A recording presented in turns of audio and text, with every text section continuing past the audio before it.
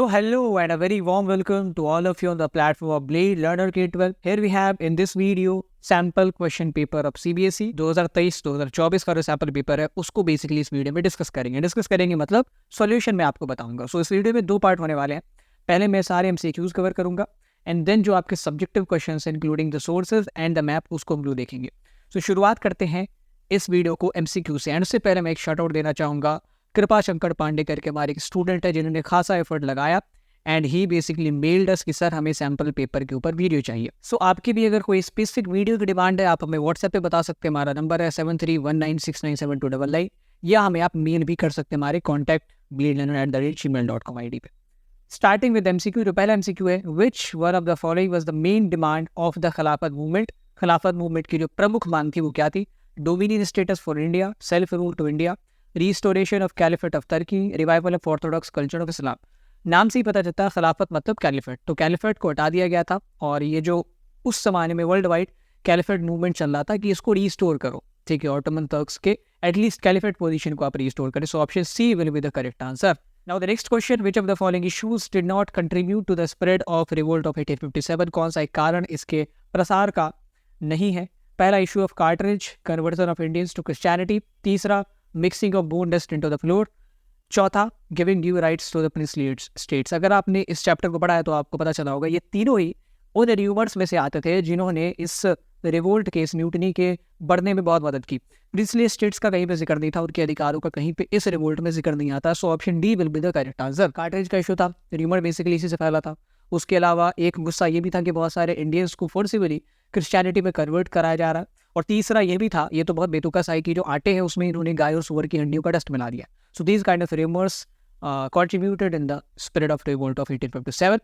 Option D will be the right answer. Now the next question, who among the following was the best known ruler of Satavahana dynasty? कौन सबसे popular Satavahana ruler था?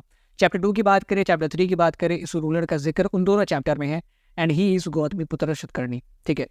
अगर आपने इन दोनों chapter को पढ़ा है तो इसमें बताया गया है, हालांकि 2-4 और सतवाहना रूलर्स के नाम मेंशन है एक सोर्स में जहाँ पे बताया गया कि कैसे उनके मदर के गोत्रों का नाम अपने नामों में इस्तेमाल करते थे, लेकिन इस रूलर का सबसे ज़्यादा जिक्र है। So option C will be the correct answer. Now the next question, the fourth question, identify the picture from the given option. I don't know अगर आपको स्क्रीन पे फोटो क्लियर दिख रही है कि नहीं। आई वुड रिक्वेस्ट कि आप खुद सीबीएसई के वेबसाइट पे जाएं या मैं पीडीएफ के लिंक नीचे डाल दूंगा, आप वहाँ से डाउनलोड कर सकते हैं। ये जो फोटो है इसमें एक धनुर्धारी दिखाया जा रहा है and he is basically attacking one an army. So this is basically the photo and option आपके सामने, terracotta figure of Satavahana ruler, Ashoka fighting Kalinga war, terracotta figure depicting a scene from Mahabharata, a sculpture depicting Krishna saving advising Arjun. देखो कृष्णा अर्जुन को अगर advice देंगे तो तीर के साथ तो देंगे नहीं, तो ऑप्शन डी ऐसे ही आपका एलिमिनेट हो गया। Terracotta figure of Satavahana ruler ये भी हो सकता है, अशोका कलिंग की लड़ाई लड़ रहा है ये भी हो सकता है, महाभारत का भी सीन हो सकता है, बट ये जो इमेज है दिस इज फ्रॉम चैप्टर 3 और ये बंगाल के शायद ही छात्र रीजन से रिकवर हुआ है और ये महाभारत का सीन है। शायद यहाँ पे अर्जुन जो है वो अटैक कर रहे हैं जो विरोधी कौरवों की सेना उसको। So option C will be the correct answer. So if you find this video worth watching, अगर आपको इसी तरीके की एक्सप्लेनेटरी वीडियोस चाहिए, क्रिस्टल क्लियर कॉन्सेप्ट चाहिए, make sure you hit the subscribe button and don't forget to share us, to recommend us within your friend circle. Now the next question, within the blanks, ऊपर का ये सवाल था वो जो visually impaired लोग हैं उनके लिए था। Ashoka erected a pillar at dash to mark that he had visited the place. Ashoka ने कहाँ पे एक पिलर बनवाया था ताकि वो उसको कॉमेमोरेट कर सकें कि हमने इस जगह को विजिट किया था। सारनाथ, सांची, बोधगया, लुम्बिनी। लुम्बिनी बेसिकली बहुत फेमस जगह है, हालांकि चारों ही जो बुद्धिस्ट साइट हैं और चारों ही जगह पे अगर आप देखोगे शायद एक्सेप्ट बोधगया, वहाँ पे अशोका की कुछ ना कुछ कॉन्ट्रीब्यूशन है। बट ये जो पिलर की जो हम बात करते हैं चैप्टर 4 में मेंशन्ड है, he erected pillar at Lumbini to mark the visit of Ashoka. Now the next question, consider the following statements regarding Harappan culture and choose the correct option. 4 आपके सामने स्टेटमेंट है, चारों को पहले पढ़ दो एंड उस हिसाब से सही ऑप्शन चुनो। पहला statement, the most unique feature was the development of herbal centre. The settlement was divided into 2 sections, the tidal and the lower town. Drainage system was ordinary and unplanned. Roads were not laid out along the grid pattern. तो अगर आप देखोगे पहला statement वो सही है, दूसरा भी सही है क्योंकि 2 सेक्शन में बटा होता था। पहला तो सही है क्योंकि सबसे यूनिक जो है वो हमें अर्बन फीचरिंग देखने को मिला, अर्बन डेवलपमेंट, क्योंकि बाकी सारे प्राचीन सभ्यताओं में आपको देखने को नहीं मिलता है। Now the third statement it is incorrect क्योंकि जो ड्रेनेज सिस्टम था वो बहुत एक्स्ट्रा ऑर्डिनरी था एंड प्लान था। रोड्स भी ग्रिड पैटर्न पे बने होते थे, 40-90 डिग्री पे इंटरसेक्ट करते हुए road and as well as आपके जो ड्रेन्स होते थे वो दोनों ग्रिड पैटर्न पे बने होते थे। तो पहला और दूसरा स्टेटमेंट आपका सही है, तीसरा चौथा गलत है। अब ऑप्शन देखते हैं। ऑप्शन ए में कह रहा है ओनली फर्स्ट इज करेक्ट। अब ओनली दिया हुआ है ना, मतलब केवल फर्स्ट, ऐसा तो नहीं है, दूसरा भी सही है ना, तो ये ऑप्शन गलत। Only 1 and 2 are correct, this will be the correct option. उसके बाद आपको दिखना ही नहीं है, केवल 1 और 2 ही इस चारों स्टेटमेंट में सही है, बाकी सारे गलत। Now the next question, there are the two statements marked as assertion and reason. Mark your answer as per the codes given below. दो स्टेटमेंट आपके सामने दिए जाते हैं, assertion और reason। सबसे पहला आपका काम होता है कि आप दोनों स्टेटमेंट को इंडिपेंडेंटली पढ़ें एंड उनकी ऑथेंटिसिटी की जांच करें, क्या ये दोनों सही है। अगर इन दोनों में से कोई भी गलत होगा तो आपका ऑप्शन सी या ऑप्शन डी आंसर होगा। अगर दोनों सही है देन आपका ए या बी में से होगा। फिर आपको जज करना है, उसकी ट्रिक मैं आपको बताता हूँ। तो पहले हम लोग दोनों स्टेटमेंट को पढ़ते हैं। Ashoka inscribed his messages to his subjects and officials on the stone surface. ये स्टेटमेंट सही है, अशोका ने सही में अपने मैसेजेस स्टोन सरफेसेस पे उकेरवाए थे, इंस्टॉल करवाए थे। Reason he wanted to proclaim what religion should be followed by all. ऐसा नहीं है, वो धम्म के उपदेश को प्रचारित कर रहा था, ना कि किसी रिलीजन को थोप रहे थे लोगों पे। ही डिड नॉट वांट कि मैं जिस रिलीजन को फॉलो करता हूँ, मैं जिस रिलीजन को चाहता हूँ लोग फॉलो करें उसी को लोग फॉलो करें, ऐसा कुछ भी नहीं था। सो रीजन का स्टेटमेंट आपका गलत है। सो ए, बी और डी ऐसे ही आपके एलिमिनेट हो गया। Option C will be the correct answer. Assertion is true but reason is false. अगर ये दोनों सही होता देन हम लोग देखते कि क्या रीजन जो है वो असर्शन को एक्सप्लेन कर रहा ही नहीं कर रहा। ठीक है, उसके लिए आप बीच में कुछ वर्ड्स लगाते हो, बिकॉज लगाते हो। अगर इससे नहीं बनता है तो फिर रीजन को एक स्टेटमेंट, रीजन को पहले पढ़ते हैं, असर्शन को बाद में पढ़ते हैं, एंड रीजन को पढ़ने के बाद दैट्स वाई लगाते हैं, देयरफॉर लगाते हैं। ठीक है, और फिर भी नहीं बनता है तो ऐसा समझते हैं कि अगर हमने रीजन में कुछ भी बदलाव किए, ठीक है, तो क्या असर्शन में बदलाव आएगा। अगर हमने रीजन में कुछ भी बदलाव किए तो क्या असर्शन में बदलाव आएगा। अगर आएगा तो असर्शन पे डिपेंडेंट है रीजन, सॉरी रीजन पे डिपेंडेंट है assertion, that means option A will be the answer. अगर रीजन में कुछ बदलाव करने से असर्शन में बदलाव नहीं आएगा तो हमारा रीजन जो है वो असर्शन पे डिपेंडेंट नहीं है, मतलब असर्शन उस पर डिपेंडेंट नहीं है। Option B will be the correct answer. ऐसा अगर कोई एग्जाम्पल आएगा तो मैं बताऊंगा, नहीं तो इसके ऊपर मैं सेपरेट वीडियो बनाऊंगा असर्शन रीजन के ऊपर। नेक्स्ट क्वेश्चन, एक जगह आपको आइडेंटिफाई करनी है, दो हिंट है। Located near the coast, they were specialised for making shell objects. जगह कौन है? Chanhudaro, Mohenjodaro, Chanhudaro and Mohenjodaro, if I am not wrong दोनों नदी के किनारे थे, कोस्टल सिटी नहीं है ये दोनों। नागेश्वर, बालाकोट, दोनों ही कोस्टल शहर है और दोनों शेल ऑब्जेक्ट्स बनाने के लिए बहुत फेमस थे हड़प्पा सिविलाइजेशन में। So option B will be the correct answer. Next question, who wrote किताब उर्द, बहुत ईजी है, अल बरूनी ने लिखा है। इब्न बतूता से कंफ्यूज मत कर जाना, इब्न बतूता ने रिहाला लिखा है। फ्रांसिस बर्नियर की किताब को कोई नाम नहीं दिया गया है क्योंकि उनके ट्रांसलेटेड टेक्स्ट बेसिकली बाद में पब्लिश हुए थे, तो एज सच नाम नहीं है। Next, choose the correct option from the following statements with reference to Magadha empire. यहाँ पे 4 स्टेटमेंट्स हैं। मगध एम्पायर के कॉन्टेक्स्ट में जो सही स्टेटमेंट है उसको आपको पिक करना है। पहला statement, initially Pataliputra was the capital of Magadha, गलत स्टेटमेंट है, राजगीर पहले कैपिटल थी। Chandragupta was the one of early rulers of Magadha who ruled in 6th century BC। Chandragupta Maurya साम्राज्य के संस्थापक हैं और ये बहुत बाद आया, 4वीं शताब्दी में आया है, 6ठी शताब्दी में नहीं। तो ये स्टेटमेंट भी आपका गलत है। ठीक है, एंड चंद्रगुप्त मगध के रूलर नहीं, मॉडर्न एम्पायर के रूलर। तो इस तरीके से भी आप एलिमिनेट कर सकते हैं। तीसरा statement, Magadha became the most powerful Mahajanapada became between 6th to 4th century BC। This is correct, जब तक कि महाजनपद था it was very powerful, the most powerful. चौथा गलत है, तो ऑब्वियसली जब सी सही हो गया तो चौथा गलत ही होगा। वैसे भी ये चौथा गलत है क्योंकि अशोका फाउंडर नहीं है। फाउंडर कौन है मॉडर्न डायनेस्टी के, वो आप हमें कमेंट बॉक्स में बताएंगे। Now read the following statements carefully and again आपको प्लेस आइडेंटिफाई करना है। वो जो प्लेस है, it is the dargah of Sheikh Moinuddin Chishti. Akbar यहाँ पे बहुत बार जा चुके हैं। कौन सी जगह है ये? दिल्ली, महरौली, अजमेर या फतेहपुर सिकरी? कहाँ पे अकबर बहुत बार गए हैं एंड वहाँ पे टॉम्ब है जो है शेख मोइनुद्दीन चिश्ती का, वो लोकेटेड है। अजमेर भी ऑब्वियसली लोकेटेड है। एक और आपके लिए क्वेश्चन है, एक सूफी संत थे फरीदुद्दीन गंज शखर, जिनको बाबा फरीद कहते थे, उनका टॉम्ब कहाँ लोकेटेड है? Where the tomb of Fariduddin Baba Farid is located? Which, आपको जवाब कमेंट बॉक्स में बताना है। Which one of the following country was the source of cotton after the break of American civil war in 1861? America, Africa, India, Sri Lanka. देखो America तो होगा नहीं क्योंकि सिविल वॉर के दौरान अमेरिका से जो एक्सपोर्ट थी वो ठप हो गई थी। अफ्रीका, इंडिया, श्रीलंका, अगर आपने 11वां चैप्टर पढ़ा होगा, सॉरी 10वां, तो पता है कि अमेरिका के बाद जो यूरोपियन फैक्ट्रीज थी, यूरोपियन मिल ओनर्स थे, उन्होंने इंडिया को as a source of cotton बनाया था और इसी कारण इंडिया में कॉटन बूम आता है। So option C will be the correct answer. With reference to the role of British officer in India, match column B with column A. Lord Cornwallis आपके governor general Bengal के हो जाएंगे। Cleveland साहब आपके policy of पैसिफिकेशन इन्होंने दिया था। और क्लीवलैंड साहब कहाँ के करेक्टर थे वो आपको बताना है। एक जगह है, बहुत खास जगह है बिहार में, और एक हिंट और देता हूँ, वो गंगा के किनारे लोकेटेड है। वहाँ के एक कलेक्टर हुआ करते थे, उन्होंने पहाड़ी गैस के साथ पॉलिसी ऑफ पैसिफिकेशन प्रपोज किया था।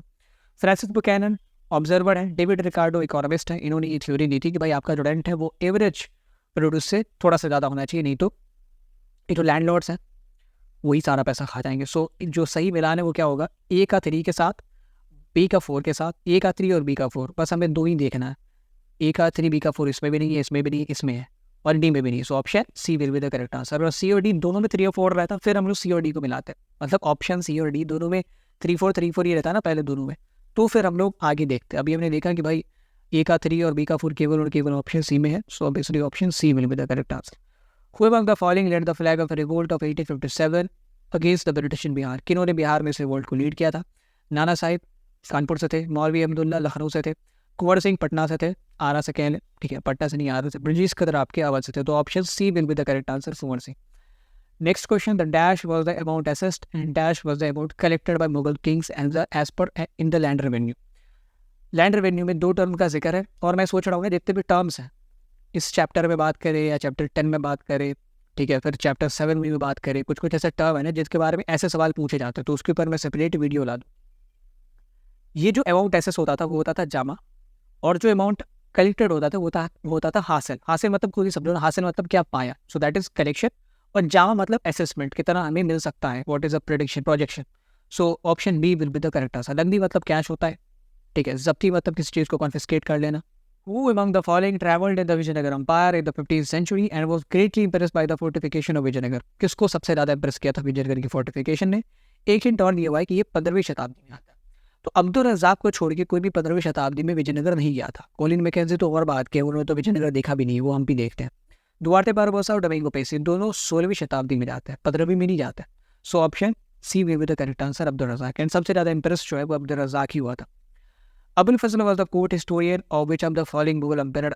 अभी तक का सबसे इजी एमसीक्यू, क्योंकि अकबर का ही ये कोर्ट हिस्टोरियन था, सो इसने ही अकबरनामा लिखा है जिसका एक पार्ट आईनी अकबर ही, so Akbar will be the correct answer. Next question, choose the correct place from the given option. Dussehra festival was held with great prestige and power at dash in the Vijayanagara empire. कहाँ होता था ये?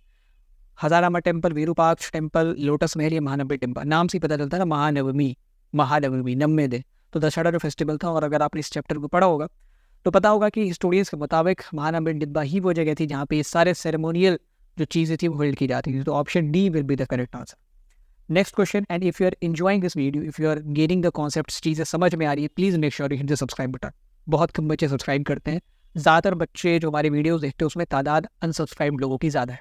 सो if you are gaining value from the video, please give us back in terms of subscribing, or you can like the video, you can also share the video। आप अपने दोस्तों को भेज सकते हैं, व्हाट्सएप पे लगा सकते हैं, कुछ भी कर सकते हैं, बिकॉज ये सारे वीडियोस आपके दोस्तों को भी मदद करेंगे in the end. Next question, why was the task of defining minority rights in the constituent assembly difficult? क्यों ये डिफिकल्ट था माइनॉरिटी राइट्स के राइट्स को डिफाइन करना, माइनॉरिटीज़ के राइट्स को डिफाइन करना इन द कॉन्स्टिट्यूएंट असेंबली? पहला, different groups had different demand regarding rights. British did not want to include it in the constitutional framework। ये तो बहुत ही ज़्यादा वेग स्टेटमेंट है, बेसिक स्टेटमेंट जो गलत ही हो जाएगा। Gandhi ji oppose the idea of special rights for the some section, ऐसा बिल्कुल नहीं है, उन्होंने कोई स्पेशल राइट्स की बात नहीं की थी। Rights of people in the princely states was ambiguous, इसकी भी कोई चर्चा नहीं थी। तो अगर आपको क्लियर आंसर नहीं पता है ना, तो आप बाकी के ऑप्शंस को एलिमिनेट करके पता कर लो। प्रिंसली स्टेट्स का कोई जिक्र नहीं था, गांधी जी किसी खास कम्युनिटी के स्पेशल राइट्स को लेकर कभी नहीं फेवर में थे। बी भी गलत है, ब्रिटिशर्स ने कोई ऐसा ढांचा तैयार नहीं किया था जिसमें वो इसको इंक्लूड नहीं करना चाहते थे। ऑप्शन ई सही होगा, डिफरेंट ग्रुप्स हैं डिफरेंट डिमांड। आदिवासियों की अलग डिमांड थी, महिलाओं की अलग डिमांड थी, जो दलित थे, जो पिछड़े हुए थे जातिगत तौर पे, उनकी अलग डिमांड थी, ठीक है। So different groups had different demands regarding the rights, और इसको लेकर डिबेट होती है। कई लोगों ने माइनॉरिटी को कहा इकोनॉमिक लेवल पे आप एसेस करो।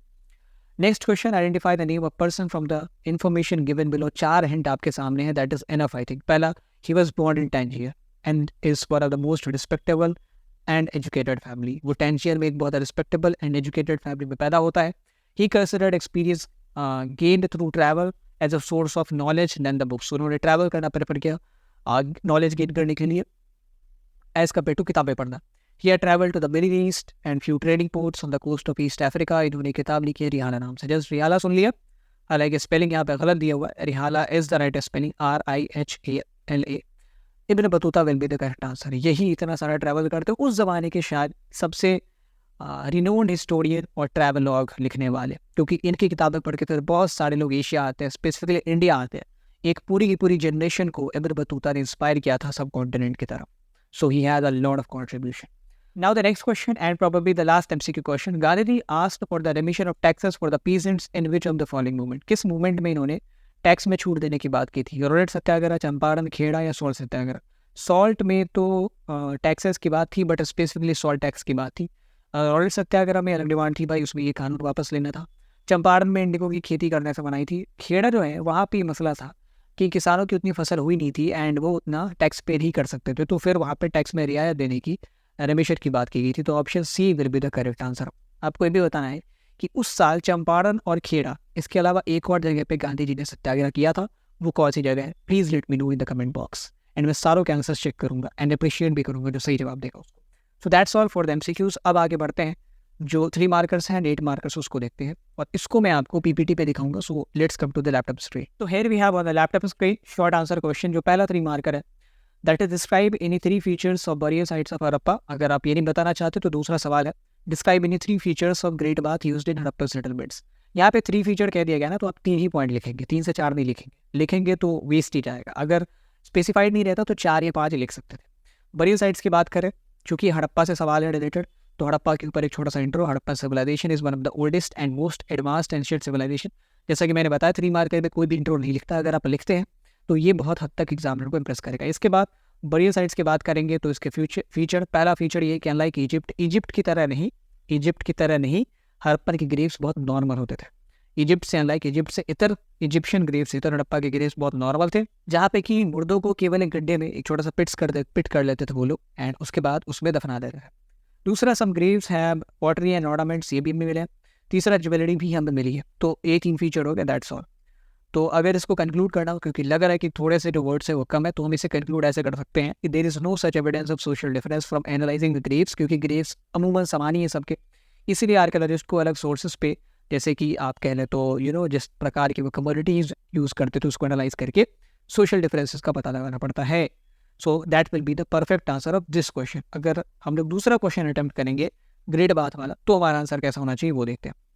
सो सबसे पहले अगर आप चाहें तो ग्रेट बाथ के ऊपर भी इंट्रो दे सकते हैं। यहाँ पे मैंने हड़प्पा सिविलाइजेशन के ऊपर इंट्रो दे दिया क्योंकि वही टॉपिक है। Harappa civilisation is one of the oldest and most advanced ancient civilisation in the world.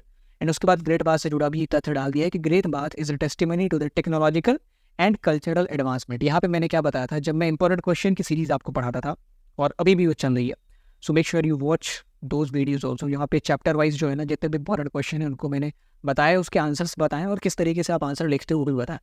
यहाँ पे ग्रेट बात ना एक फीचर है हड़प्पा सिविलाइजेशन का, उसके बारे में हमसे पूछा गया है सवाल, तो हम उस फीचर को एग्जैजरेट कर देंगे, उसकी थोड़ी सी बढ़ाई कर देंगे। ग्रेट बात एक ऐसा नमूना है जो हड़प्पा सिविलाइजेशन के टेक्नोलॉजिकल एंड कल्चरल एडवांसमेंट को दिखाता है। This is basically an exaggeration, और इस प्रकार से भी आप इंट्रो फॉर्म करते हैं।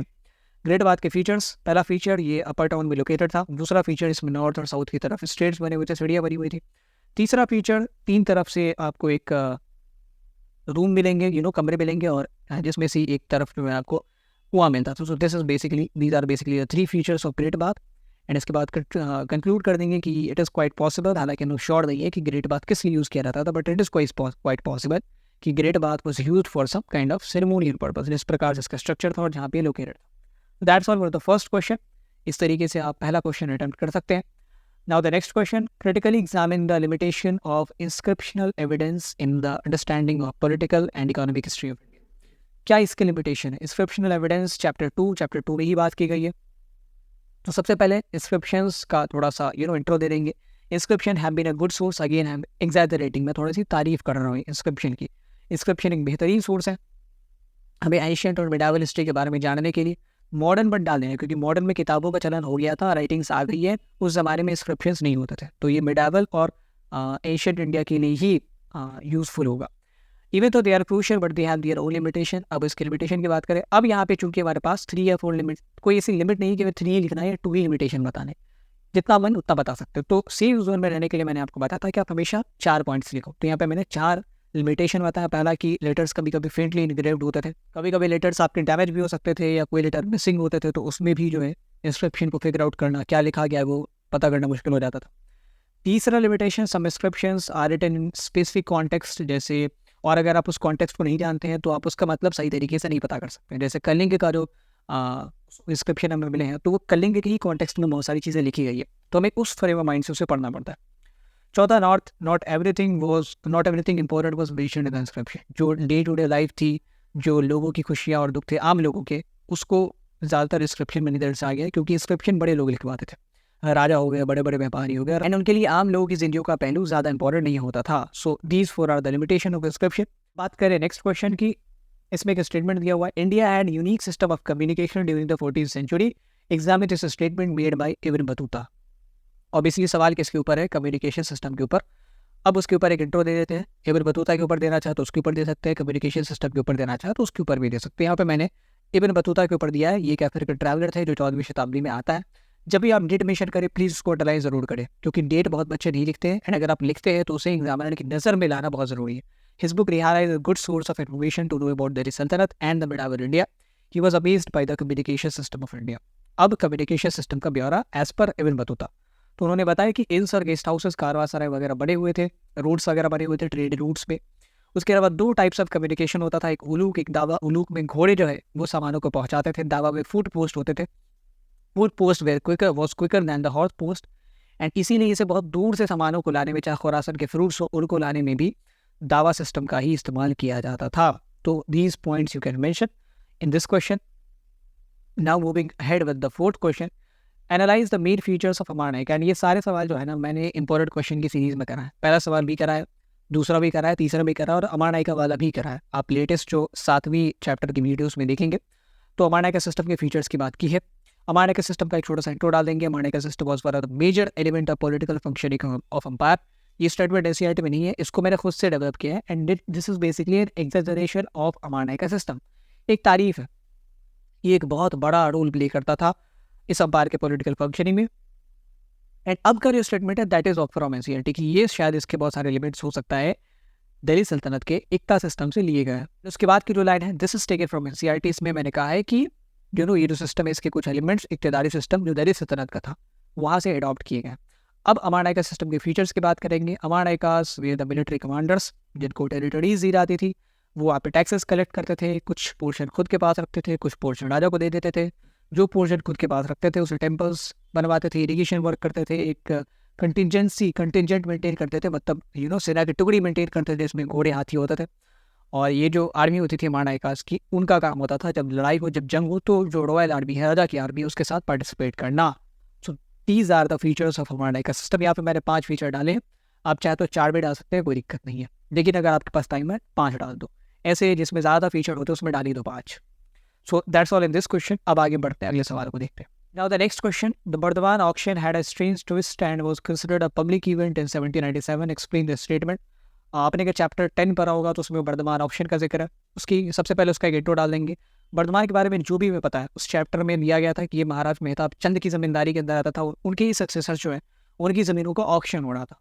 सो ऑक्शन इसलिए हो रहा था, छोटा सा फैक्ट मैंने डाल दिया कि चूँकि ज़मींदार जो थे बर्धमान के, वो लैंड रेवेन्यू डिमांड को टाइम पे पे कर पाए थे, that's why their zamindari was put up for the auction, that's all. अब इसके बारे में आपको बताना है, ये स्टेटमेंट ऊपर हो एंड उस हिसाब से आपको आंसर लिखना है। Statement is the Bardhaman auction had a strange twist and was considered a public event in 1797। एक ट्विस्ट की बात की जा रही है, एंड उस ऑक्शन में जब ब्रिटिश ईस्ट इंडिया कंपनी ने देखा कि बहुत सारे कंटेंडर्स आ गए हैं, दे आर पार्टिसिपेटिंग, बहुत बड़ी बड़ी बिडिंग भी हो रही है, ultimately they got to know कि ये जो ज़मींदारी है ये खरीदी दूसरे लोगों ने है, बट रिटेन कर लिए ज़मींदार ने, है ज़मींदार के पास ही। तो इसी ट्विस्ट की बात की जा रही है इस ऑक्शन में। ऑक्शन में हुआ क्या कह रहा, सबसे पहले बहुत सारे परचेजर्स आए एंड बहुत बड़ी बड़ी बिड्स लगाए। उसके बाद many purchasers turn out to be the servants and agents of raja who had bought the lands on the behalf of their master. Over 95% of the sale and the auction was fictitious, क्योंकि बहुत बड़ी ज़मींदारी थी तो हो सकता है टुकड़ों में इसकी ऑक्शन हुई होगी। तो 95% of the sale was fictitious, मतलब ऐसे सेल थे जो कि पता ही नहीं था किसने खरीदा है। जिसने खरीदा है वो बेनिफिशियरी था राजा, उसका बेनिफिशियरी मेहताब चंद की फैमिली ही थी। सो इसका मतलब ये था कि राजा का जो स्टेट था, राजा मतलब यहाँ पे ज़मींदार, उसके जो स्टेट्स थी मतलब ज़मींदारी थी, दे वर पब्लिकली सोल्ड, बट कंट्रोल जो है अभी भी मेहताब चंद के सक्सेसर्स के पास ही था। This is the twist that East India company officials came to know about in this auction. And इसी की बात करते हैं, ये एक तरीका था ज़मींदारों के रेसिस्टेंस का, and I have concluded this statement. Auction of Bardhaman was an example of ज़मींदार रेसिस्टेंस, और इस तरीके की मैल प्रैक्टिसेस को करके ही वो अपने लैंड को कंट्रोल से जाने से बचाते थे। ठीक है, पैसा तो नहीं दिया, बट जब ऑक्शन होने लगा तो खुद के एजेंट बिठवा के, ठीक है, फिर अपनी ज़मीनों का ऑक्शन करके खुद ही खरीद लिया, खुद के पास ही कंट्रोल ले गया। Now the next question, the last question probably of this short answer question series. The relationship of the sepoys with their superior white officers underwent a significant change in the year preceding the uprising of 1857. Support the statement with the example. ये जो इनके relationship सिपोइज के अपने superior officials के साथ इसमें बहुत बदलाव आए 1857 की क्रांति से कुछ दिन पहले. इसको आपको थोड़ा सा सपोर्ट करना है स्टेटमेंट से, इसके बारे में थोड़ा सा प्रकाश डालो इस पर, बताओ. और इसके साथ ही और करके एक दूसरा सवाल भी है, बट पहले इसको अटेम्प्ट करते हैं, उसके बाद इसको अटेम्प्ट करेंगे. सिपाही से रिलेटेड सवाल है, तो सिपाही के ऊपर एक छोटा सा intro. Sipahi mutiny has played a major role in the uprising of 1857 against the British rule. Negative change in the relationship with the British superior was one of the reason. जिस तरीके से नकारात्मक बदलाव आते हैं सिपाहीज और उनके जो सुपीरियर ब्रिटिश ऑफिशियल्स थे उनके रिलेशनशिप पे, that was one of the major reason behind participation of सिपाहीज इन द रिवोल्ट ऑफ 1857. अब किस तरीके से बदलाव आए उसको हमें दो हिस्सों में बताना है. पहला 1820s तक रिलेशनशिप कैसी थी, 1820s के बाद 1840s तक, एंड 1840s के बाद क्या बदलाव है. तो दो मैंने हेडिंग डाली है, उसके अंदर पॉइंट. 1820s में अगर आप देखेंगे तो ऑफिशियल्स के अच्छे रिलेशन थे सिपाहीज के साथ. खाली समय में दोनों साथ में चीज़ें किया करते थे, जैसे रेसलिंग हो गया, शिकार वगैरह हो गया. और ऑफिसर्स को जो है सिपाहीज एक फादर फिगर के तौर पर, डिसिप्लिनेरियन के तौर पर देखते थे. लेकिन ये रिलेशन धीरे धीरे बदलते हैं. 1840s के आसपास ये बदलना शुरू होते हैं. किस तरीके से बदले? The officers developed a sense of superiority. उनको ऐसा लगने लगा कि वो बड़े हैं, वो रेशियली इन्फीरियर होते चले गए. सिपाहीज को उन्होंने रेशियली इन्फीरियर मानना शुरू कर दिया कि ये थोड़े से एशियन रेस के हैं, इंडियन रेस के हैं, तो ये इन्फीरियर हमसे कमज़ोर हैं, नीचे हैं. Abuse and physical violence became common. मारना पीटना ये सब कॉमन हो गया. और इसने एक ना डिस्टेंस और मिसट्रस्ट की भावना बना दी. एंड इसने डिस्टेंस एंड मिसट्रस्ट की भावना बना दी. अब जो सिपाहीज हैं जो पहले अपने ऑफिसर्स को फादर फिगर के तौर पे देखते थे, डिसिप्लिनेरियन के तौर पे देखते थे, अब वो एक मिसट्रस्ट हो गया, लैक ऑफ ट्रस्ट, जिसको हम कहते हैं ट्रस्ट डेफिसिट, वो क्रिएट हो गया. एंड इसलिए ये र्यूमर्स इतने ज़्यादा आगे बढ़ते हैं. ठीक है, कार्ट्रिज में सुअर और गाय का जो चर्बी उसका यूज़ किया गया है, ये र्यूमर सिपाहीज की तरफ से आए थे. यानी ये क्यों आ रहे हैं? बिकॉज ट्रस्ट नहीं है. तो ये ट्रस्ट क्यों नहीं है? तो ये बदलाव आए, इसीलिए ट्रस्ट नहीं है. So this basically was the reason कि किस तरीके से बदलाव आए. And eventually this mistrust led to the controversy of Cartridge and then the revolt of 1857. Now the next question. Again, उसी सवाल में और भी जो दिया हुआ था, a cherry that will drop into our mouth one day, who made this remark? किसने ये स्टेटमेंट कहा था कि एक चेरी है, एक फल है, जो अल्टीमेटली हमारे जुबान में ही आएगा, हमारे मुंह के अंदर ही आएगा. और ये किस कॉन्टेक्स्ट में कहा गया था एंड कब जो है जो ये चेरी, जिस चेरी की बात कर रहे हैं, वो कैसे British government, British east India company के मुंह में गिरता है, उसको आपको बताना है. सबसे पहले बात करेंगे ये रिमार्क किसने दिया था, हु मेड दिस रिमार्क. ये 1 नंबर का, और बाकी जो सवाल है आपका 2 नंबर का. डलहौजी मेड दिस रिमार्क, ये आपके गवर्नर जनरल हुआ करते थे. एंड ये रिमार्क किस कॉन्टेक्स्ट में कहा गया? तो अवध के एनेक्सेशन के कॉन्टेक्स्ट में, कि अवध आज नहीं तो कल हमारे कंट्रोल में आने ही वाला है. और कैसे वो आया, कैसे एनेक्सेशन हुई? सबसे पहले 1801 में इसने सब्सिडरी अलायंस साइन कर लिया ब्रिटिशर्स के साथ. अब जब आप सब्सिडरी अलायंस साइन करते हो, दैट मीन्स आप अपनी सेना नहीं रख सकते, और आपको चाहे internal law and order maintain करना हो या एक्सटर्नल थ्रेट से बचना हो, ब्रिटिश फोर्स ही आपकी मदद करेगी. तो सब्सिडरी अलायंस ने लोगों को, चाहे वो अवध के नवाब हुए, हैदराबाद के निज़ाम हो, इनको ब्रिटिशर्स के ऊपर डिपेंडेंट बना दिया. And by the 1850s all the major area of India was conquered by British. चाहे वो मराठा हो, हैदराबाद कंट्रोल में आ गया था, सिखों को हरा दिया, उड़ीसा छीन लिया, बंगाल छीन लिया. तो ये सब छीनने के बाद अब उनकी नज़र पड़ती है अवध के ऊपर, क्योंकि अवध में फर्टिलिटी बहुत थी. तो वहाँ पे इंडिको और कॉटन, जिसकी डिमांड यूरोप पर मार्केट में बहुत ज़्यादा थी, उसको आसानी से उगाया जा सकता था. इसीलिए अवध का कंट्रोल लेना आप ज़रूरी है. अवध तो वैसे ही हम पे डिपेंडेंट हो गया, हमारी कठपुतली ऑलरेडी है वो, बट वहाँ पे जो प्रॉपर शासन है उसको हटा के अपने कंट्रोल में लेना, वो 1856 में किया जाता है. वाजिद अली शाह जवारी के नवाब थे, उनको कहा गया कि आप जो है वो तो बस गवर्नेंस करते हैं, आप सुबह उठते हैं, मुजरा देखते हैं, शायरी सुनते हैं, अच्छा खाना खाते हैं और फिर सो जाते हैं. इस तरीके से सत्ता नहीं चलती है.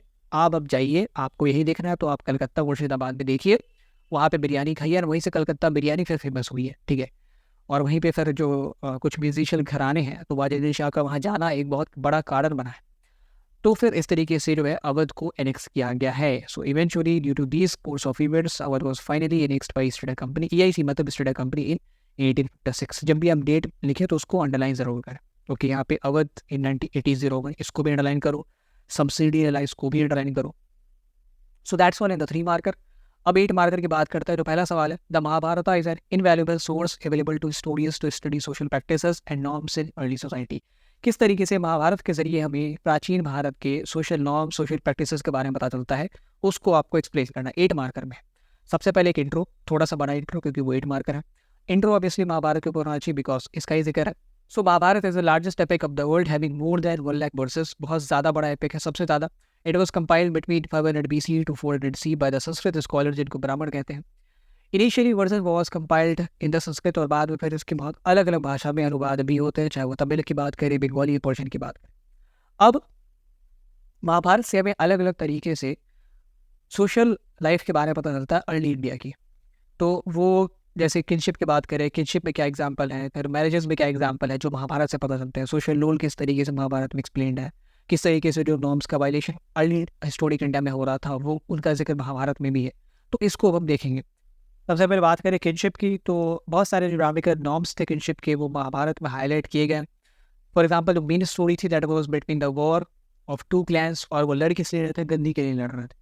तो पिता की गंदी अगर बेटों में बढ़ रही है दैट मीन्स ये पैट्रिलिनियन सक्सेशन का एग्जाम्पल है, और ये जो पैट्रिलिनी है उसको दिखा रहा है। और पैट्रिलिनी की अगर हम बात करें तो एंशिएंट इंडिया में पैट्रिलिनी ऑलरेडी फॉलो की जाती थी, but story of Mahabharata made the idea of patriliny more valuable.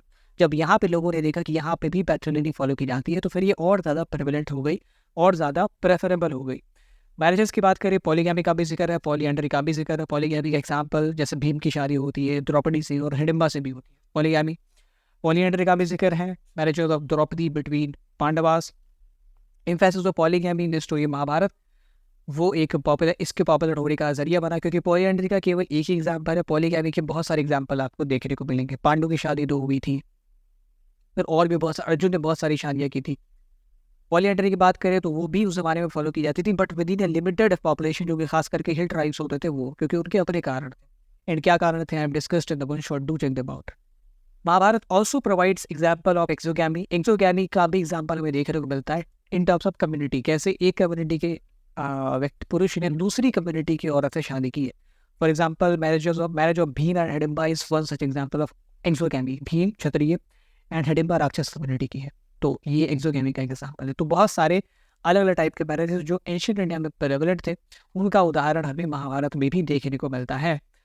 Social laws की बात करें, Mahabharata provide a description of social laws too, and इसमें स्ट्रिक्ट इम्प्लीमेंटेशन की बात की जा रही है सोशल लॉज की।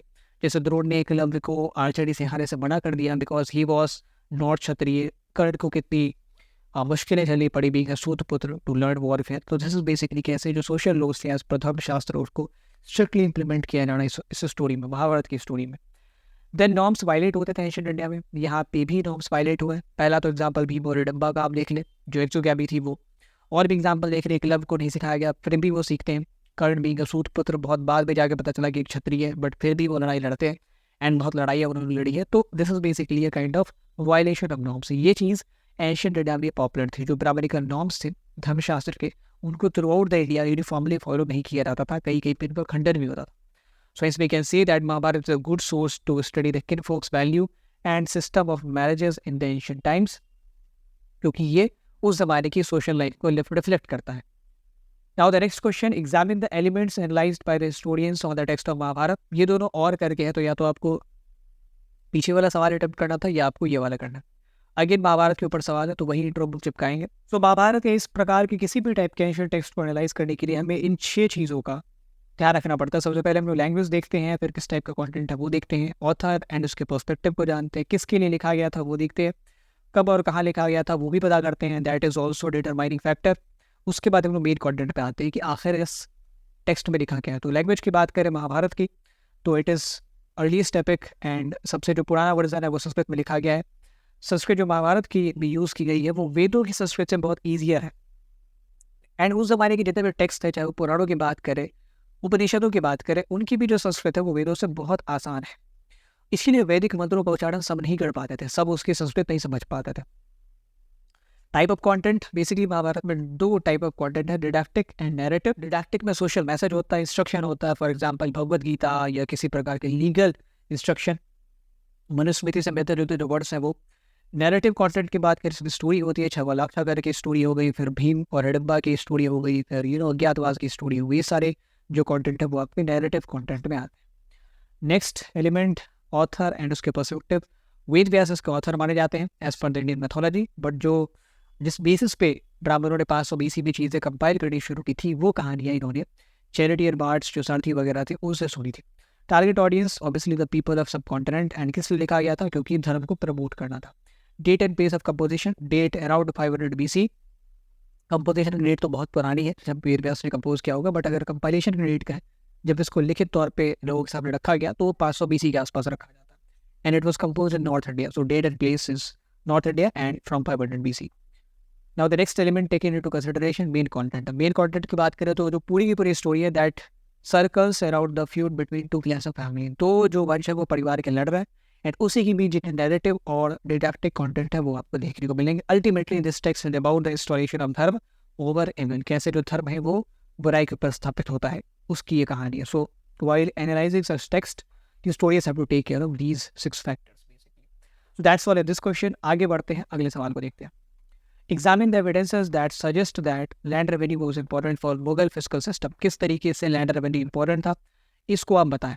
क्या इंपॉर्टेंस थी, क्या क्रूशियलनेस थी, उसको आपको दिखाना है। तो obviously the topic is land revenue, उसके ऊपर एक छोटा सा intro, and then land revenue के इंपॉर्टेंस को दिखाने के लिए वी हैव टू शो कि किस प्रकार का एडमिनिस्ट्रेटिव सेटअप था, क्या क्या एफर्ट किए जाते थे, मेजरमेंट ऑफ लैंड को रिलेटेड, कैसे लैंड को क्लासीफाई किया गया था, कैसे कैलकुलेट होता था, कितना पैसा देना है, रॉयल ड्यूज क्या, कलेक्शन कितना होगा, एंड क्या प्रोसेस होता है। तो इन सारी चीज़ों को अगर आप एक्सप्लेन करते हैं, दैट मीन्स आपने बता दिया कि क्यों लैंड रेवेन्यू जो है वो मुगल अम्पायर के लिए इंपॉर्टेंट था।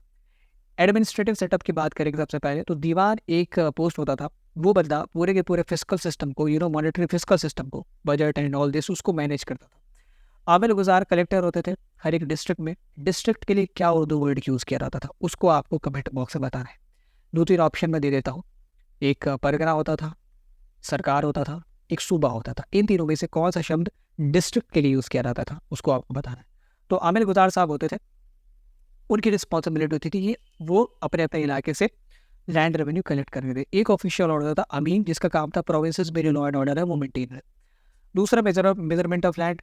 आईनी इकबरी के अनुसार अकबर ने कोशिश की थी कि हम पूरे के पूरे इंडिया के लैंड को मेजर कर सके। इसमें 2 प्रकार के लैंड थे, कल्टिवेटेड जो अभी तक खेती जहाँ पे की जा रही है, एंड कल्टिवेबल जहाँ पे खेती नहीं की जा रही है बट की जा सकती है। अगर हम इन सबको मेजर कर लेंगे तो हमें पता चल पाएगा कि कितनी एग्रीकल्चरल प्रोडक्शन एक साल में हो सकती है, उस बेसिस से फिर लैंड रेवेन्यू लगाया जा सकता है। बट ये जो टास्क है ये कभी भी पूरा नहीं हो पाया। टोटल लैंड ऑफ सब कॉन्टिनेंट वॉज नेवर मेजर्ड। हालांकि कोशिश सबने की और एग्जाम ने भी की, अकबर ने भी की, but it was never measured for some reason or the other. Now the next point, classification of land. तो अकबर के शासनकाल में 4 प्रकार के लैंड क्लासिफाइड आपको मिलते हैं, पोलस, परौती, छाछड़, बंजर। इन चारों के बारे में मैंने बता दिया है। रॉयल ड्यूज कैसे कैलकुलेट होता था, तो जो पोलस और परौती से जहाँ से सबसे ज़्यादा एग्रीकल्चरल प्रोडक्शन होता था, इन दोनों के प्रोडक्शन को मिला दिया, उसमें 3 कैटेगरी बना दी, गुड, मिडिंग एंड बैड। मिडिंग मतलब मध्यम प्रकार की। इन तीनों का एवरेज निकाल लिया। तो एवरेज कैसे निकालेंगे, इन तीनों के टोटल प्रोडक्शन को मिला के बट्टे 3 कर देंगे, एंड फॉर एवरेज का बट्टे 3 जो एवरेज हमने निकालना है उसका 1/3 वो आपका रॉयल ड्यूज होता था। तो इतना हमें देना होता था। फॉर एग्जाम्पल पोलज और परौती की जितनी भी आपकी प्रोड्यूस है वो 100 टन की है, ठीक है। तो 100 टन को हम लोग 3 कैटेगरी में बांटेंगे, 100-120 just for the sake of average. इसको 3 कैटेगरी बांट दिया और इसका एवरेज निकाल दिया, तो 40 टन आपका एवरेज आ गया, और 40 टन का हम लोग 1/3 कर लेंगे। अप्रॉक्सीमेटली अगर आप देखें तो ये आपका आ जाता है 13.33 के आसपास। तो 13 टन के आसपास जो है वो रॉयल ड्यूज हुआ, सरकार को इतना देना पड़ता था। और ये लोग अनाज में नहीं देते थे, इसको कैश में देना होता था। तो प्रेफर किया जाता था कि कैश में मिले। कलेक्शन की बात करें, 2 प्रकार का दो स्टेजेस में कलेक्शन होता था, पहले जामा फिर हासिल।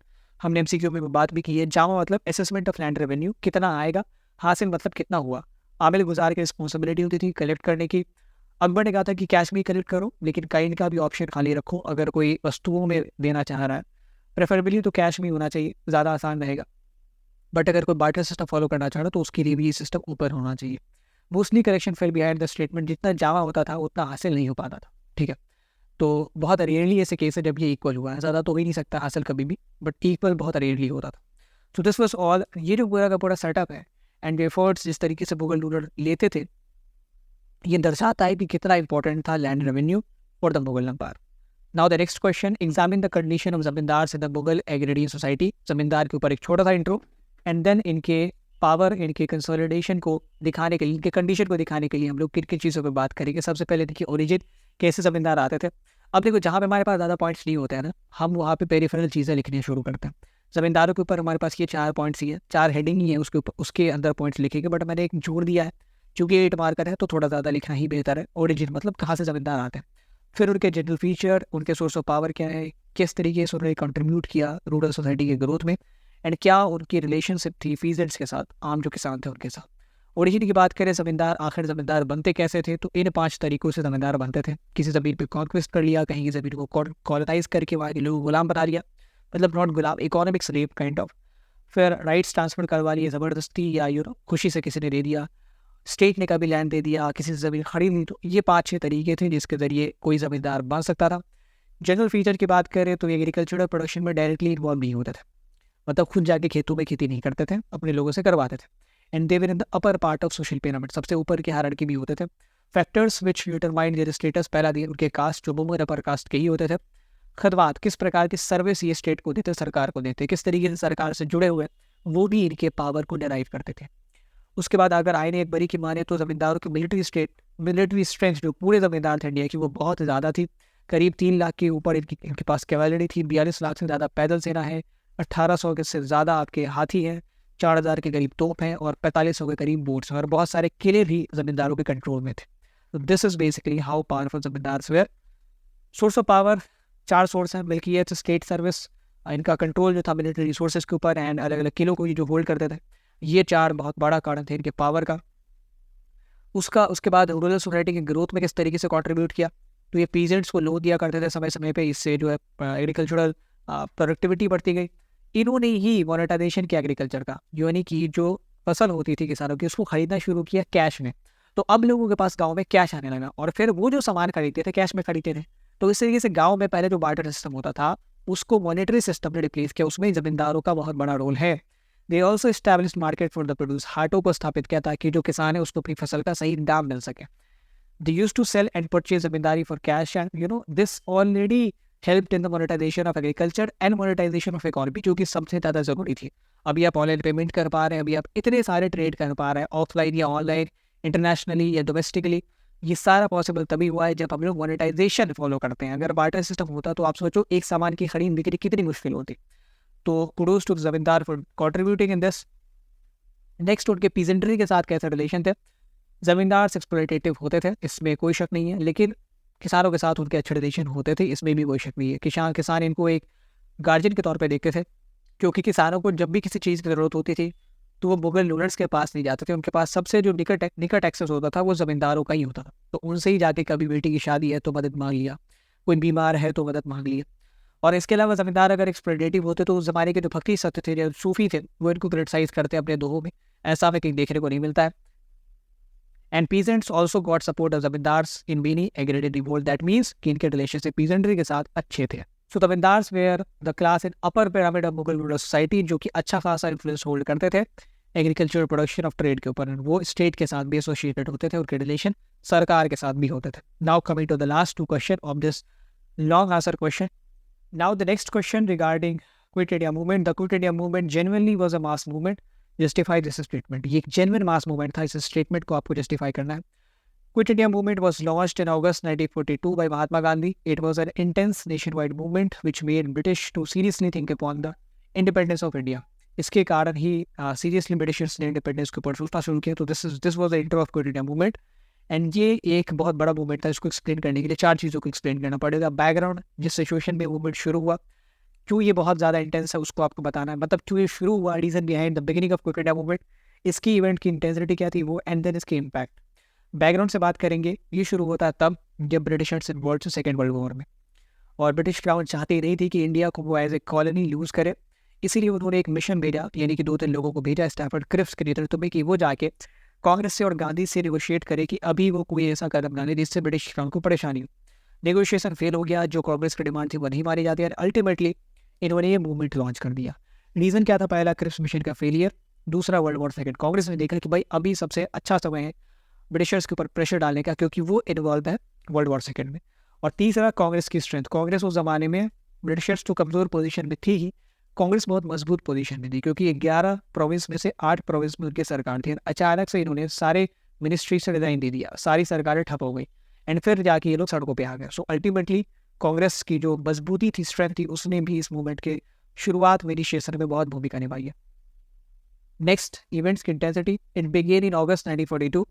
सबसे पहले क्या हुआ कि जो बड़ी leaders including Gandhi and all, या तो उनको जेल में डाल दिया गया या उनको हाउस अरेस्ट कर दिया गया। इसके बाद जो मूवमेंट है that was led by young activist, जो युवा नेतृत्व थे उन्होंने इसको बेसिकली लीड किया। कुछ अंडरग्राउंड रेजिस्टेंस भी हुआ, गतिविधियाँ जिसको कि सोशलिस्ट लीडर्स खास करके जयप्रकाश नारायण जैसे लोग वो लीड कर रहे थे। कुछ कुछ डिस्ट्रिक्ट में तो ये मूवमेंट इतना इंटेंस हो गया, इतना सक्सेसफुल हो गया कि वहाँ पे लोगों ने इंडिपेंडेंट गवर्नमेंट बना लिया। बंगाल के मेदिनीपुर में, महाराष्ट्र के सतारा में ऐसे एग्जाम्पल्स आपको देखने को मिलते हैं। इस मूवमेंट में यूथ में एनर्जी बढ़ती थी क्योंकि दे वर लीडिंग द मूवमेंट। इससे पहले वो इसके पार्ट होते थे, इस मूवमेंट में वो लीड कर रहा है, तो इसने एक्स्ट्रा एनर्जी बढ़ दी है। And ultimately they left their college in the huge number to join the movement.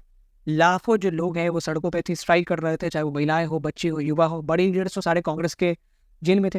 And Britishers ने सोचा था कि इनको अगर हम लोग जेल में डाल देंगे तो ये मूवमेंट नहीं आगे बढ़ेगा। हुआ ठीक उल्टा, उनको जेल में डाल दिया तो ये मूवमेंट और इंटेंस हो गया, क्योंकि अब इसको लीड कर रहा है यंगर लोग जिनको एक्सपीरियंस शायद नहीं है पॉलिटिकल मूवमेंट्स का, बट उनमें एनर्जी बहुत ज़्यादा है। नेक्स्ट थिंग, इम्पैक्ट की बात करें तो इस मूवमेंट के बाद ये तो पता चल गया था, और ब्रिटिशर्स की इस कंडीशन भी थी कि अब वो इंडिया को एज ए कॉलोनी कैरी नहीं कर सकते। So they started thinking about the independence of India. एक नेगेटिव इम्पैक्ट ये पड़ा, यहाँ पे आप चाहते हो तो पॉजिटिव और नेगेटिव इम्पैक्ट का भी हेडिंग बना के लिख सकते थे। नेगेटिव इम्पैक्ट ये पड़ा कि इस टाइम चूंकि कांग्रेस की जो पूरी की पूरी लीडरशिप थी या तो वो जेल में थी या मूवमेंट कर रही थी, तो उसमें क्या हुआ, मुस्लिम लीग के जो लीडर्स थे उन्होंने पंजाब, सिंध और नॉर्थ वेस्ट फ्रंटियर में अपने बेसेस क्रिएट किए, अपनी आइडियोलॉजी को प्रोपेगेट किया, अपनी कम्युनल आइडियोलॉजी को प्रोपेगेट किया, जो कि अभी तक वहाँ पे नहीं था। 1937 के इलेक्शन में इनकी कोई रिप्रेजेंटेशन वहाँ पे नहीं थी। अभी इस वक्त जो उन्होंने बीज बोए उसकी फसल काटी है पार्टीशन में 1947 के। So because of its participation and intensity one can say that it was a genuine mass movement. However, it had its own positive as well as negative. Now coming to the next question, probably the last question of this long answer question series. Examine the different kind of sources from which the political career of Gandhi ji and the history of national movement could be reconstructed. Intro Gandhi ji के ऊपर obviously वही हमारे इस question के subject है। Gandhi ji is considered to be one of the pioneer of modern India. He played a huge role in the independence of India and social reforms of 20th century. अगर आप चाहें तो एक line और बढ़ा सकते हैं इंट्रो में, मुझे थोड़ा सा ये छोटा लग रहा है। इसके बाद इनके बारे में जानने के लिए सोर्सेज क्या क्या है, हालांकि मैंने उसके बाद डाला ही, बट एक लाइन अगर आप चाहें तो और भी मिला सकते हैं। There are many different kind of sources which we can use to reconstruct the political career of Gandhi ji and history of national movement.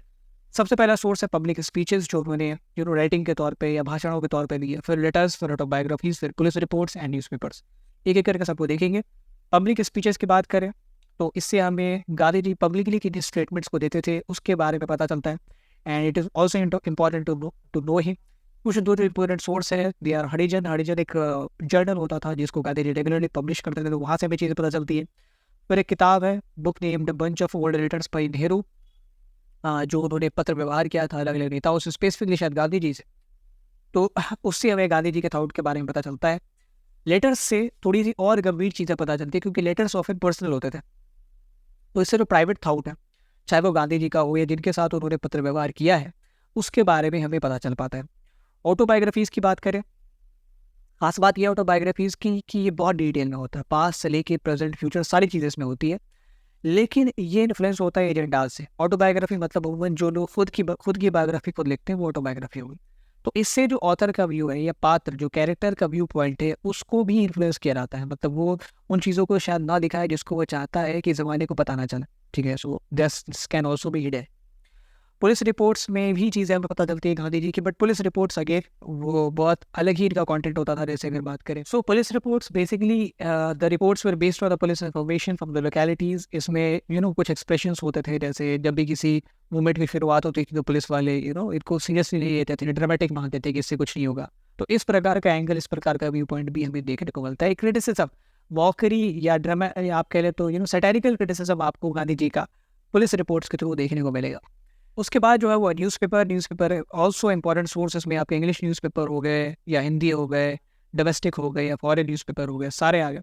अगर हम बात करें न्यूज़पेपर की तो इसमें भी आपको जो प्रीजुडिसेस है वो इन्वॉल्व होते थे। फॉर एग्जांपल जो लंदन का न्यूज़पेपर होगा उसकी खबरें किसी इवेंट को लेके अलग होगी जो एक नेशनलिस्ट न्यूज़पेपर होगा इंडिया का उससे। So this kind of prejudiced existed in the newspaper, but फिर भी वो एक मास पिक्चर दुनिया के सामने रखते हैं कि गांधी जी या जो राष्ट्रवादी मूवमेंट था इसको लेके दुनिया क्या सोचती है, जनता क्या सोचती है। तो इसलिए न्यूज़पेपर भी एक बहुत अहम सोर्स है। तो इस फ्रॉम दीज डाइवर्स सोर्सेज ये हम गांधी जी की राष्ट्रवादी मूवमेंट के बारे में जान पाते हैं।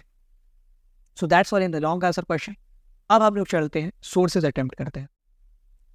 So here we have the first source. इसमें एक सोर्स है द वर्ल्ड बियॉन्ड पैलेस, ये आपने पढ़ा भी होगा। Just as the Buddha's teachings were compiled by his followers, the teachings of Mahavira was also recorded by his disciples. These were often in the terms of a story, form of story which could appeal to the ordinary people.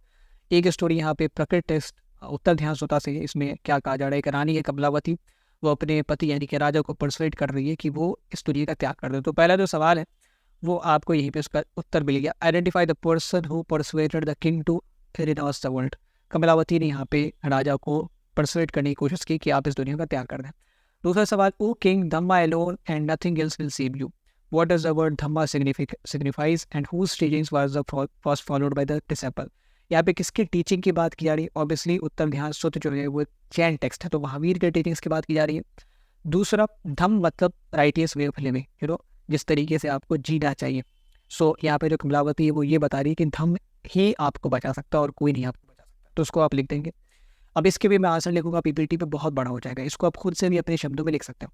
Under which context the following statement unchecked like birds in their flight was told by the disciple of Mahavir.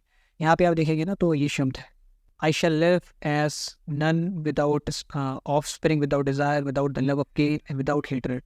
Those who have enjoyed pleasures and renounced them move like the wind and go wherever they please, unchecked like birds in the flight. कि जिन्होंने, यहाँ पे उनकी बात की जा रही है, वो ऐसे परिंदे हैं जो कैद नहीं किए जा सकते, वो जिनको कि जो कि इन वर्ल्डली प्लेजर्स के ऊपर उठ चुके हैं, जिनको कि इन दुनिया की जो दुख हैं और खुशी है वो इफेक्ट नहीं करती है। तो ये आपको बताया, those who have avoided, and those who have sacrificed all the pleasures of the world are like the winds are like the birds who are unchecked.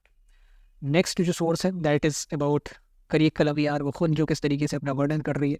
How beauty has been personified by the करीक कलमियार। तो beauty को इन्होंने बहुत एक आप कह लें एक शब्द इस्तेमाल कर सकते हैं कि ब्यूटी को इन्होंने प्रोट्रूडिंग आइज, टीथ, श्रंकन स्टोमक, यानी कि बहुत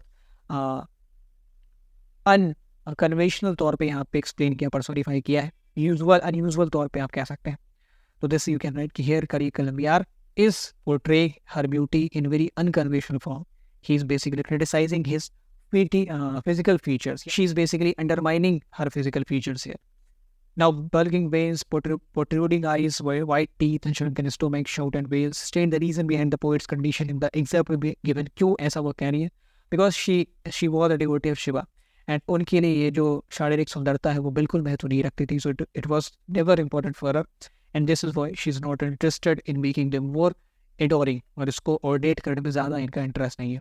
Examine the phrase which is mattered here thrown in all 8 direction. यहाँ पे शिव का रेफर किया जा रहा है कि उनकी जो जटाएं हैं वो आठों दिशाओं में फैली हुई है. ठीक है, तो ये फ्रेज का मतलब ये हुआ. Which is mattered here, she is dancing and he is dancing. His hair is his hair is thrown in all 8 direction. Read the following source carefully and answer the question that follow. Source है सरदार वल्लभ भाई पटेल से related, जो इन्होंने speech दी थी on the discussion of separate electorate. They have left a legacy behind who is referred as they were the Britishers. And इस legacy की बात की जा रही है, वो लेगेसी ये है कि उन्होंने इस जो डिवीजन का कॉन्सेप्ट है, फूट डालो और राज करो का कॉन्सेप्ट इन देखे वो चले गया. दूसरा सवाल, what do you infer from the statement they have left the legacy behind. अब उसी को जिसको मैंने अभी इलैबोरेट किया वही आपको लिखना है. दे have left the legacy behind मतलब ब्रिटिशर्स ने ये जो कॉन्सेप्ट है सेपरेट इलेक्टोरेट का उसको यहाँ पे इम्प्लीमेंट किया. And basically they have created a concept of division and it is upon us to carry it और remove it from our institutions. Last question, identify the ultimate message stressed by Sardar Vallabh Bhai Patel in his speech. ये अपने speech में क्या कह रहा है? When the British introduced this statement, they had not expected they will have to go soon. They wanted it for the easier administration, but they have left that legacy behind. वो अपने statement basically क्या ये रहा है कि British element is gone. अगर हम लोग चाहते हैं तो जैसे हम लोग रह रहे थे पहले यूनाइटेड होकर यूनिफाइड होकर वैसा रह सकते हैं, नहीं तो अगर हम अलग अलग रहेंगे तो we have result to show. जो पार्टीशन अभी हुआ है वो उसका एक नतीजा है, जिस तरीके से हमने अलग फूट डाल के सो बेसिकली वो ये कह रहा है कि we have to remain unified. जिस तरीके से ब्रिटिशर्स ने they try to divide us, उसका एक नतीजा हमें देखने को मिला है पार्टीशन के तौर पे. So we don't want any more partition, any more such fragmentation. So this is the ultimate message stressed by Sardar Vallabhbhai Patel in his speech. खुद के लैंग्वेज में भी आप इसके जवाबों को लिख सकते हो। अब आपके सामने मैप का सवाल है। यहाँ पे 3 जगह हैं। सबसे पहले इनको आपको मैप में लोकेट करना है। उसके बाद 2 जगह हैं ए और बी करके ऑलरेडी मार्क्ड, उनको आपको आइडेंटिफाई करना है। ठीक है, ए और बी दोनों ही नेशनल मूवमेंट के सेंटर थे।